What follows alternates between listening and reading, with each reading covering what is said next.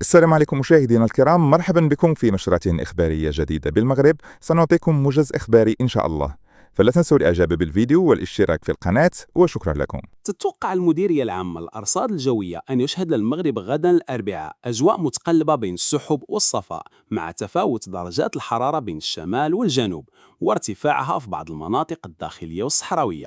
في طنجة غتسجل الحرارة حوالي 25 درجة مئوية مع سماء غائمة جزئيا ونسمات بحرية ونعيشة، بينما غتكون الأجواء في تطوان عند 24 درجة مع احتمال زخات مطرية خفيفة في الصباح. أما العرايش فغتعرف طقس معتدل مع 23 درجة ورياح غربية ضعيفة. بالساحل الأطلسي غتسجل الرباط 26 درجة تحت سماء قليلة السحب، والدار البيضاء 25 درجة مع رطوبة نسبية مرتفعة. في أسفي الحرارة في حدود 27 درجة مع أجواء مستقرة، والجديدة غتشهد 24 درجة مع السحب منخفضة صباحا. في المناطق الداخلية غتعرف فاس حرارة توصل إلى 32 درجة مع أجواء مشمسة، ومكناس 31 درجة، بينما غترتفع في بني ملال إلى 34 درجة مع طقس حار نسبيا.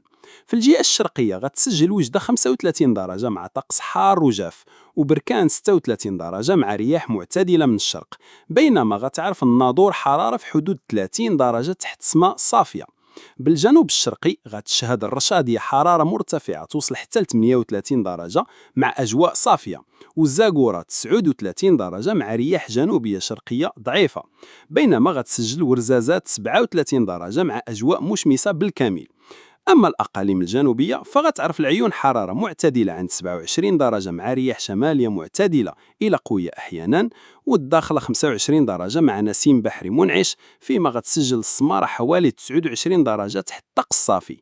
في المرتفعات غتكون الأجواء معتدلة ومنعشة مسبيا، حيث غتسجل أزلال 24 درجة وإفران حوالي 20 درجة مع ليال باردة، بينما غتعرف ميدلت حرارة عند 22 درجة مع السحب متفرقة في الفترات المسائية.